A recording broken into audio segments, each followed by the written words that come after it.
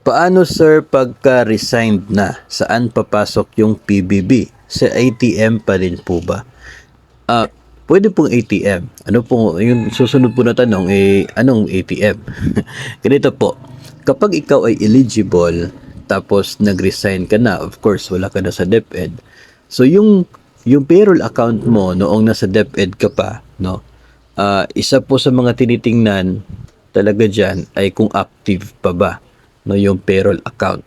Kasi pwede, kung active pa yung account na yon, pwede naman na doon directly na i-deposit ng inyo pong agency yung PBB po ninyo. Kasi allowed naman po yun para at least wala na po mga hassle pagdating po sa pag-process at pag-claim. Kung hindi na po active yung payroll account, ay pwede maging option yung sa UMID ninyo. No, yung natanggap ninyo from the GSIS. Sasabihin nyo, wala naman po kaming UMID. Okay. So, noong nag-process ka ng UMID, may binigay na temporary card, ATM card, no, nakatulad doon sa payroll account mo. Yun ang account na connected sa GSIS. No, connected for your UMID. So, pwede na doon din, of course, hihingi ng account number yung inyong agency from you. Pwede rin na doon papasok, no? Kinakailangan nito na talagang mayroong connection, no, mayroon pong communication sa pagitan po sa inyo at doon sa inyo pong agency. So baka may contact kayo sa mga AO ninyo doon, no? I-contact niyo na para malalaman din po ninyo kung saan ninyo pwedeng matanggap yung PBB pag darating na po.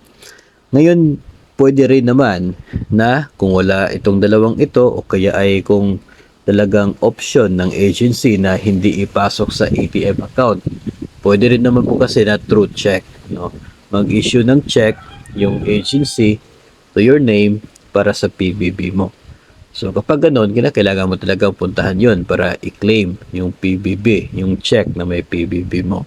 So pwede rin po na ganun ang mangyayari. Kaya sinasabi natin na essential sa case na ito, yung communication between you and your agency through pwede po sa school head ninyo o kaya ay doon sa admin assistant or admin officer po ninyo. The same is true with those na nag-retire na. No?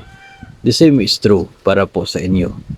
Kahit po kayo ay nag-retire na, kung eligible naman po kayo, so pwede po na ganun din yung mangyayari sa inyo pong case. So depende na po yun sa kung ano po yung option na pipiliin ng inyo pong agency. Kaya importante na makipag-communicate na sa school head ninyo or through your admin assistant or admin officer or HR ba ninyo para at least aware kayo, no, na ito yung option na pwede ninyong gawin.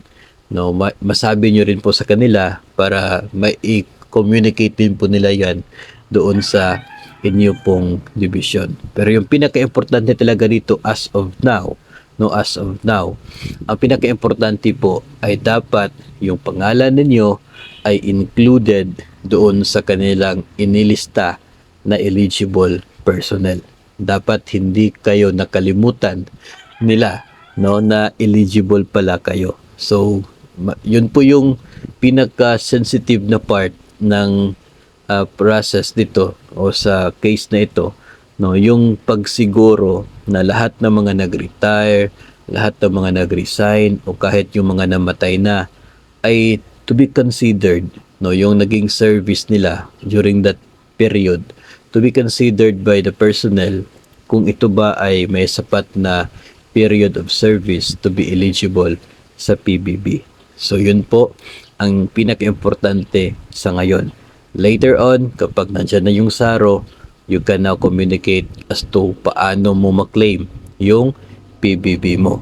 Provided na nasa listahan ka talaga.